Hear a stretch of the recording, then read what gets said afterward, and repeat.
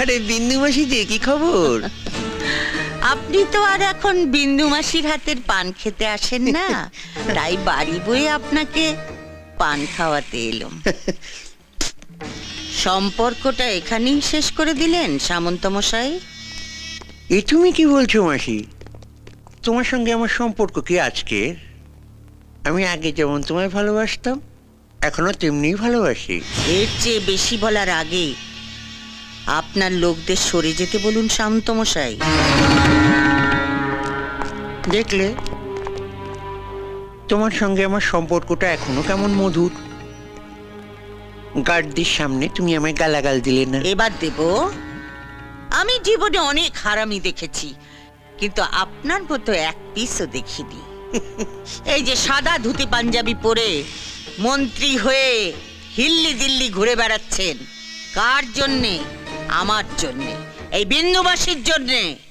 ভোটের সময় বুথের সামনে বোমা ফেলে ছাপ্পা মেরে আমার ছেলেরা 60% ভোট আপনার পকেটে ঢুকিয়ে দিয়েছিল। তারপর আপনি জিতেছিলেন, তারপর আপনি মন্ত্রী হয়েছেন। আমি কি সে কথা একবারও অস্বীকার করেছি মাসি? চুপ হারামজাদা, আগে আমাকে শেষ করতে দে। আমাকে কথা দিয়েও টিকিটটা বাবলু কোলেকে পাইয়ে দিলি। বাবলু আর বড় কাছে মই লাগিয়েছিল। পার্টি প্রেসিডেন্ট নিজে ওর নাম প্রস্তাব করেছে। তবে আমিও বলে দিয়েছি, কর্পোরেশনের মেয়র কিন্তু মাসিকেই করতে হবে। গোটা শহরটা হবে তোমার। মেয়রের চেয়ারে বসে লুটে পুটে খাবে। তোর মেয়রের চেয়ারে আমি ইয়ে করি। বিন্দু মাসি কারু ভিক্ষে নেয় না।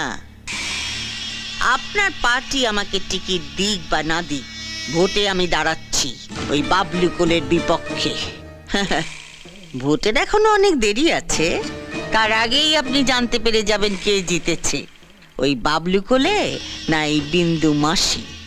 তারপর দেখ কেমন লাগে। এই চলে আয় সবাই।